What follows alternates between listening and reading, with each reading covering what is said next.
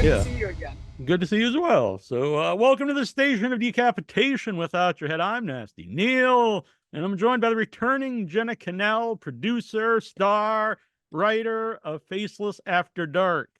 Good to have you back.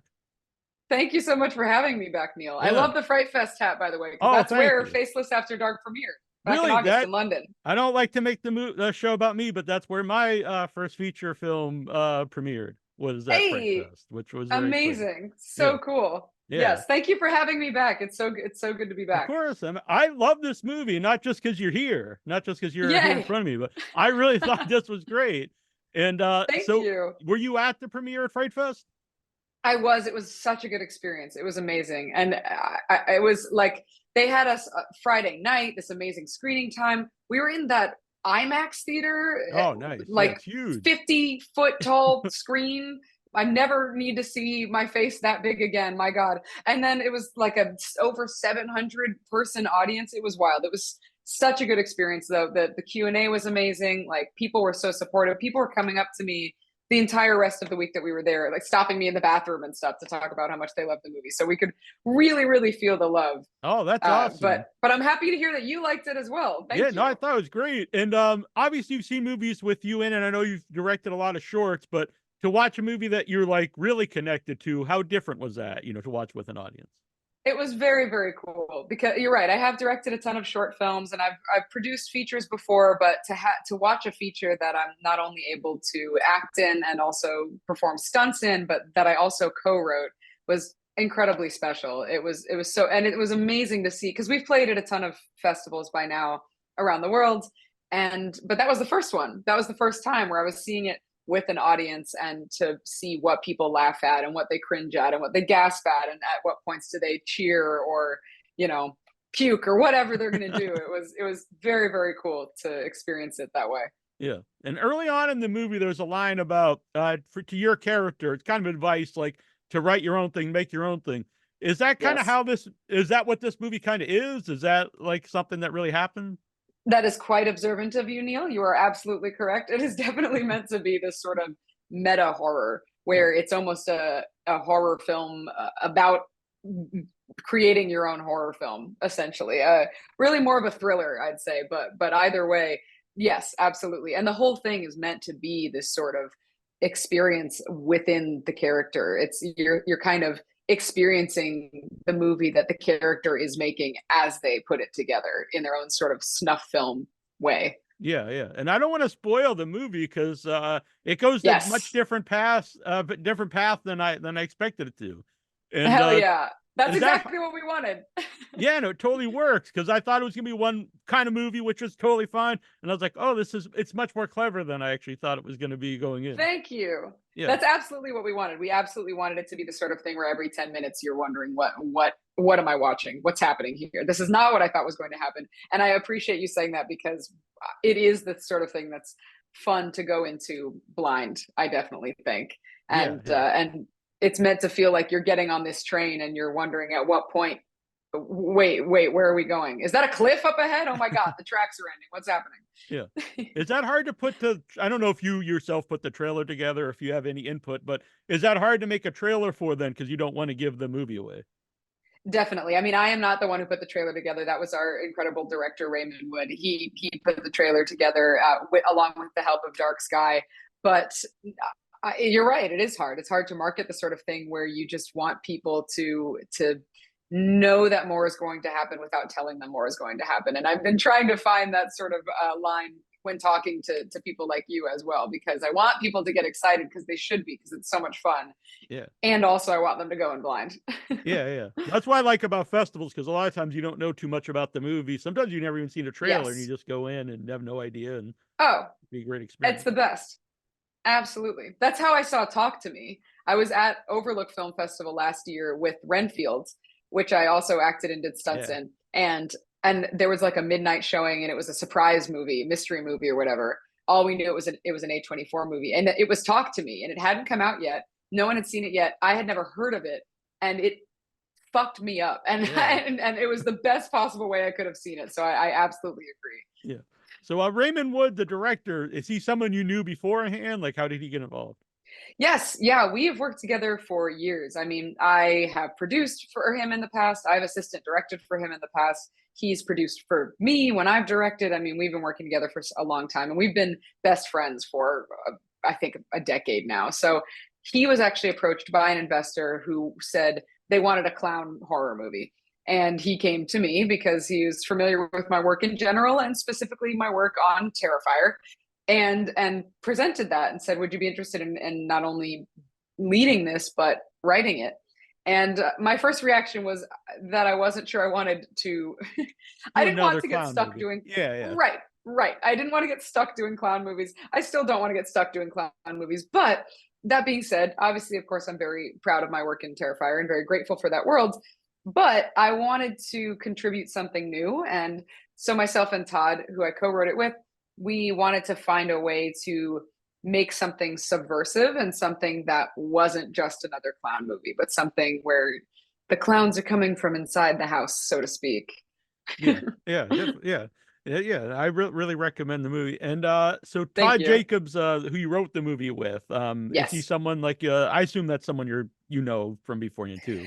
Yeah, I had also he and I had written a couple things before. We wrote a different feature together, a different horror feature, and then wrote the short film version of it together, which I directed. We had written a pilot together during the pandemic, so we worked together before, and I knew his love for horror. He's a huge horror nerd, and when we started writing this, he made me watch, Miss 45 and that sort of thing, and so uh, I approached him, and his reaction was similarly like, another clown movie. That's what we're gonna do. And I said, we're not gonna do another clown movie.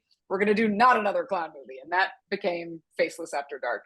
Yeah. And we were just trying to subvert tropes and find a way to present something new that hasn't been done before, or something that's been done before but in a completely new way. Yeah, I think you definitely succeeded. And since you said Thank you. like it's definitely a meta movie and sort of Yes. you and sort of not, obviously. And but Yes. is there concern when you're writing and you're making it like you don't want to paint like your fans in a negative light? Absolutely, that was a huge concern because, and it's still a concern when people watch it, because most of my fans are so wonderful, and I can't emphasize that enough. Like, most of them are so sweet and so supportive, and I consider myself unbelievably lucky that they want to watch me do anything. And there are some, much fewer, who I would not say that about. Right. And this is about them. And I say the same thing that Gina Davis said when she was promoting Thelma and Louise. If you're offended by it, you're relating to the wrong characters. That's a good point, I would think. Yeah. Right? Right. You've Yeah. seen it. I know I haven't, but I like that line. And the more I think about it, if you'd watch this and be like, I'm offended by the portrayal or what happens to certain people, then you're Right. probably not someone you want to hang out with. So. Exactly. So SlasherCon, is that a real convention that you shot at? And is No. Oh, SlasherCon an actual? yeah, I was going to say, so Yeah. SlasherCon is not a real convention, but that is a real convention that we were actually at. I don't want to say their name because Sure. we weren't supposed to be doing Oh, okay. All that. We were absolutely guerrilla shooting, which was, I mean, indie films, that's how it has to be done sometimes. So that was a convention, to answer your question, that I was actually working at, and I was at the table, and I was there next to Catherine Corcoran, who plays my friend in Terrifier and is also one of my dear friends in real life. And Ray snuck into the convention essentially with me and just filmed us at the tables, and we ended up doing ADR on all of that dialogue. And then Ray went in and replaced all of the logos with made up logos for this it fake looks convention. really, because I was actually trying to pay attention to that because I was like, it's definitely a real convention. And I Yeah, actually yeah. looked up SlasherCon. I was like, I can't find any information on this. So Amazing. but I can't tell that they like are put in there. That's awesome. Yeah. I love that this is one of my favorite things about people who love thriller movies and horror movies, is that you're looking for that stuff, because there are a bunch of little sort of nods throughout it. There are definitely Easter eggs. There are definitely little things, little winks to horror fans, and I love that you were looking.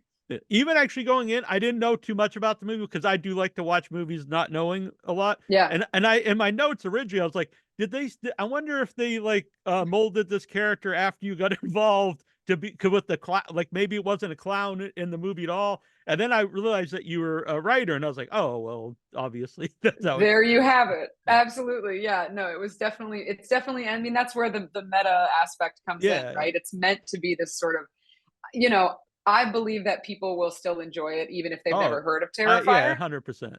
Thank you. But Yeah. that being said, if you do like Terrifier, this is a very, very different type of movie. They're not similar in any way, but there are definitely nods to Terrifier fans in it as well. It's meant to appeal to both.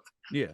And I normally hate cell phones in movies. I always bring it up because they're either some like shoehorn thing, like we have to get rid of cell Right. phones and it's stupid. Yes. But I thought you actually dealt with it really well in the movie, even like having the Thank wrong you. cord, because that happens to me all the time. Like something takes C, and then I have something Yep. that I have to use the other cord with, and so Yeah. it was Oh, done thank well in you. the movie, and it didn't Thank you. seem like Well, fake or anything. good. No, I'm so happy to hear that. And it's definitely meant to be this sort of thing of what are our real relationships with phones? I mean, our real relationships with social media and with the news. And, you know, we're evolved to be apes that eat berries in caves. We're not supposed to know about all the horrific things that are happening all over the world all the time. And if you're already mentally unstable or you already don't feel seen by the people in your life, if you're already overwhelmed, if you're already dealing with these demons, it doesn't help, and I think it can only push you further and make you feel more helpless, especially if you're a particularly empathetic person. And this might be a weird question, but for scenes where it's just you and the camera, like, and some of them are long scenes, like, what's that experience like, filming that? So I think I have a feeling which scene you're asking about. Yeah, yeah. It's at the very, very end. It's the like long Yes. unbroken. Yep. Yeah, which is a great So scene, and I wanna bring up a classic thank movie you. that I'm a big fan of, but I don't want to because it might spoil the ending. Thank you so much. I appreciate that. I have a Yeah. feeling I might know what it is, but I appreciate you not saying anything. Yeah, no. So that was that scene in particular, and I can't wait for people to see it so they can know about how we did this. That scene, we had to be wrapping out of location actually at the time. So the crew is upstairs cleaning out the location. I am alone in that room. Ray and the DP and the gaffer, they set up the lights, they set up the camera, they pressed record, and they left. And so I'm alone in that room. And the one take in the movie that you see of that scene is the only take that we got. And I basically just gave him everything I had, and I figured, oh, he'll pick and choose what he likes. And then he ended up using the entire thing, which I think is a very brave, very interesting choice Yeah, because it because really that could trusts go the really audience. bad if it's not, if it doesn't work, and Yes, in my it opinion, it really absolutely works, could. so. Thank you. I'm so happy to hear that. Yeah, that was it was also, I will say, it was the last thing that we shot, which is why we had to be wrapping out of the location. And so everything that I'm giving you is a result of all the exhaustion that the shoot had to offer in a very cathartic way. And, who did, some of the gore, and there's, some great severed body parts in the movie. Oh, thank you so much. That we sourced those from a number of people. I mean, I'd have to pull up the credits. I highly recommend going to our IMDb page Yeah. and looking through everyone involved. But we worked with some really cool local special effects artists. The one thing I will say is that the this is a bit of a spoiler, but I think it's worth it. The severed dick that you see in the movie Uh-huh. is the actual prosthetic penis from Terrifier 2. Really? And Now we borrowed that. that's a great, yeah, that's a Yes. great, connection. It's a fun little Easter egg, right? It's a fun Yeah. little keep it in the family. And that was actually something where I texted Damien and I was like, listen, I have a request for you. And he was like, I'm on it. I got you. UPS might have some questions, but we're gonna make it work. So so you've directed a bunch of shorts. Are they available online for people to watch?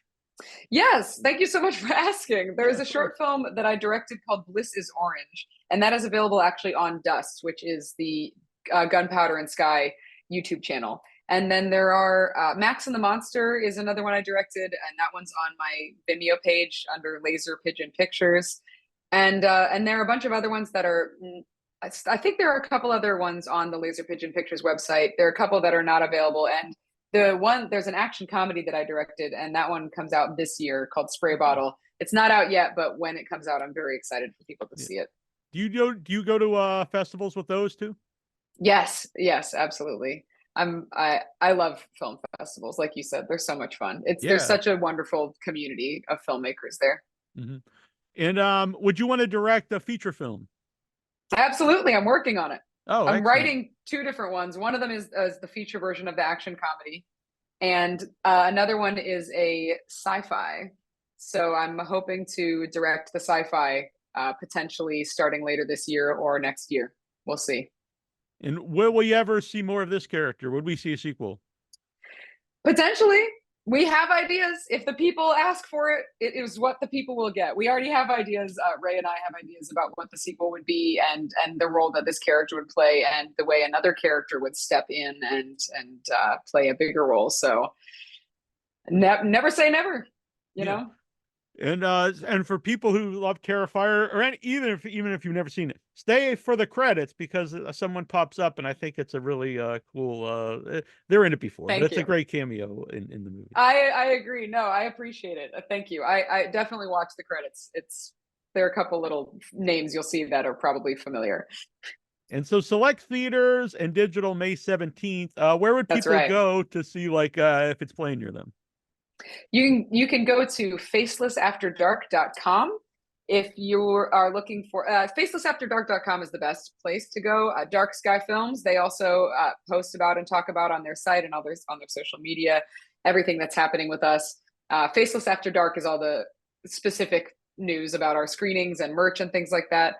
You can also find me on Instagram at Squid Enthusiast, as in someone who thinks cephalopods are really cool, and I will also be posting updates as well.